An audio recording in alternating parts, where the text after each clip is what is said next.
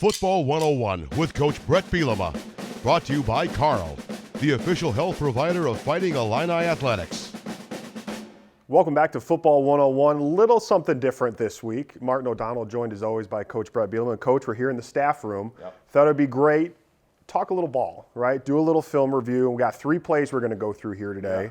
So I'll let you take it from there. Yeah, first off, it's not quite halfway. We're about halfway through the third quarter. So our first half game plan has obviously been in full effect: offense, defense, special teams. We talk about things on offense that we want to maybe showcase or get out there. So it's a 14-10 game. All right, we're in the middle to the end of a drive here, and I think Reggie and Josh have been a factor at running back. So we get this personnel grouping, which is what we call 13.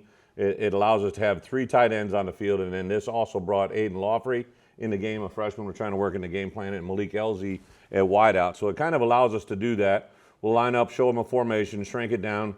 Now these 3 tight ends will come into the core. We got the back offset to it. We're going to run a little toss sweep here. And basically the elements of this play is we're going to block down with the 2 widest players. We're going to pull out with tip. And then this is Julian Pearl comes out and makes what would a 2-for-1. He's going to basically take this player and push him into 2. And then Aidan Laughery makes a quick. We do this drill all the time. We call this a Illini drill, where Aidan just puts a foot in the ground, gets vertical, and now he's got another opportunity to come back behind it. And I thought that was great, too. If you go back, hustling on the backside, getting the cutoff there. I mean, you see these, and it's a great job. As you said, Julian does a great job, and you see the lane, but it's the guys on the backside. That's what makes those bigger runs. It is. At the backside, if you can get to the backside linebacker a lot of times, right, which they get this deviate right here with Henry Boyer, and this is Josh Kreutz, who started even with a football. He now pushes it by, and we got a center, all right, that's 15 yards downfield, and this gets the ball all the way to the 3-yard line. So really good. We do what we call a decision that we're going to go right to the line of scrimmage, so the clock stops while the chains are moved, but we keep the same personnel on the field,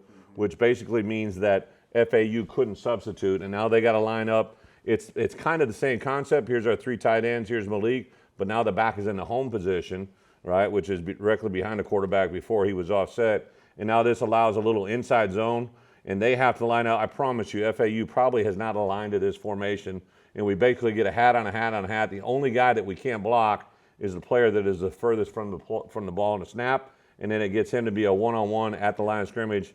Aidan gets it in. So huge fan of the play. And just a really nice job at the point of attack, too. Obviously, Tip Ryman, and that was the thing I loved about this personnel grouping. I mean, 2 of those tight ends are 270 pounds. Griffin's 250. I mean, you got a lot of beef up there. There is, and here's a guy's leaning on. You see Julian kicking out the edge, and then this play really starts with a downhill ledge edge. This is Griffin Moore leaning out, and then this is a walk-in touchdown. Gets a little shot, but we've already in the end zone.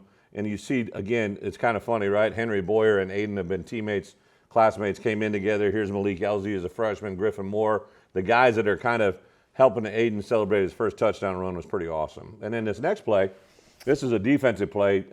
Keith Randolph probably had his most successful game of the year. It's a 3rd and 10, right? Again, third quarter, a little bit earlier than the play we just saw, but this is on the defense side of the ball. 14-10 game, right? What we do is we run, literally, we have what we call overhang players. So this is Gabe Ackus, this is Seth Coleman, and allows our interior players, the offensive tackles have to respect these edge players, right? So what this allows us to do, and I'll show this from this angle, this is Keith Randolph. This edge player dropped off into coverage. We're basically playing a picket fence here with 2 deep high safeties, right? These guys can run all day long underneath, and on 3rd and 10, we'll just react up on the play, and it allows a one-on-one matchup here. You see Keith Randolph, this tackle, he thinks he's going to block Seth Coleman. He kicks out, now he goes. Now this allows him to have a one-on-one with a player he wasn't planning on blocking, and it results in a sack. But the way it kind of plays out real time, this guard believes he's blocking here, he's blocking here. They're going to combo back to these 2, right? But now we drop here, he rushes the tackle. The guard's going to look inside, which now opens up inside run for Keith, and there's a play, right? And this, one of the things that's a misconception, right? So this is Keith, who ends up being our edge rusher to the right. This is Gabe. Everybody thinks you get your best pass rush wider from the ball. You can focus in on the quarterback. But really what you would love to have, most defensive linemen, outside linebackers, would love to have a one-on-one pass rush down the middle of a tackle that allows you to have this inside pass rush move.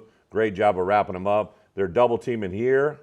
It's only a 3-man rush, right? So it's when you have 3 guys that are rushing, that means there are 8 guys back here in coverage. which that now allows you to do is it has a single block here, which is the one we win, double team, single block. This is the guy that should win, and that's the way it all lays out. Math works in football as well as in real life. Math works in football. It does. Always. It's undefeated. Yes. Well, Coach, appreciate you taking us through a couple of clips, and thank you for stopping by Football 101. Football 101 with Coach Bret Bielema. Brought to you by Carl, the official health provider of Fighting Illini Athletics.